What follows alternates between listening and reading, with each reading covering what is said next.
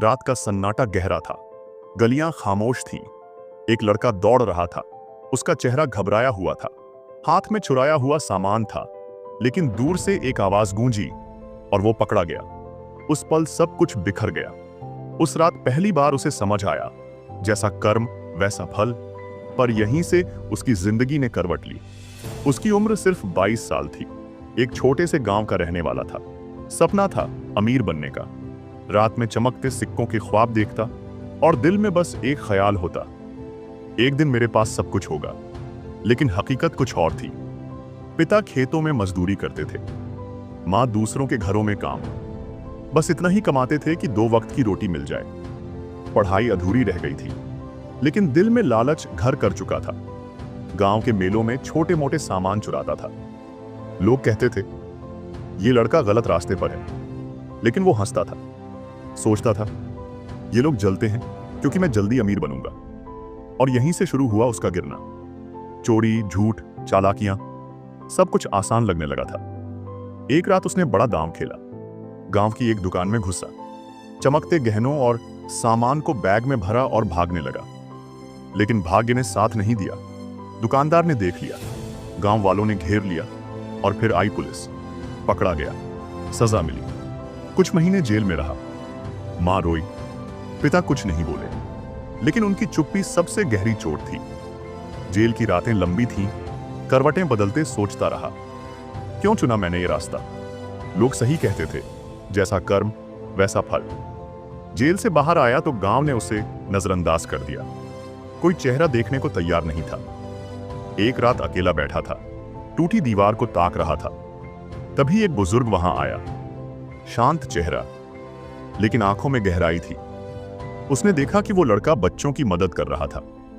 उसने कहा, बेटा, तुझ में कुछ अच्छा जरूर है, लेकिन तू गलत रास्ते पर क्यों गया।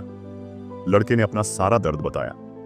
बुजुर्ग मुस्कुराया और कहा, कर्म का फल तो मिलेगा ही, लेकिन नया कर्म एक नया रास्ता बनाता है। चल, मैं तुझे सिखाता हूं। उसी ने एक छोटा सा काम सिखाया, मिट्टी के बर्तन बनाना। उसने कहा, मेहनत से जिंदगी बदलती है, अपने पाप को मेहनत में बदल दे। शुरुआत में सब बिगड़ता रहा। मिट्टी बिखरती, बर्तन टूटते, लेकिन धीरे धीरे हाथों में हुनर आ गया। अपने दर्द, अपनी गलतियों को उसने उस मिट्टी में ढाल दिया। कुछ महीनों बाद उस बुजुर्ग ने उसे एक मेले में भेजा। डर तो लगा, पर हिम्मत भी थी। उसने अपने बनाए बर्तन बेचे। साधारण मटके थे, लेकिन उनमें एक टूटी हुई जिंदगी की कहानी छुपी थी, और उसी कहानी में थी उगती हुई उम्मीद की रोशनी। लोग रुकने लगे, खरीदने लगे, तारीफें मिलने लगी।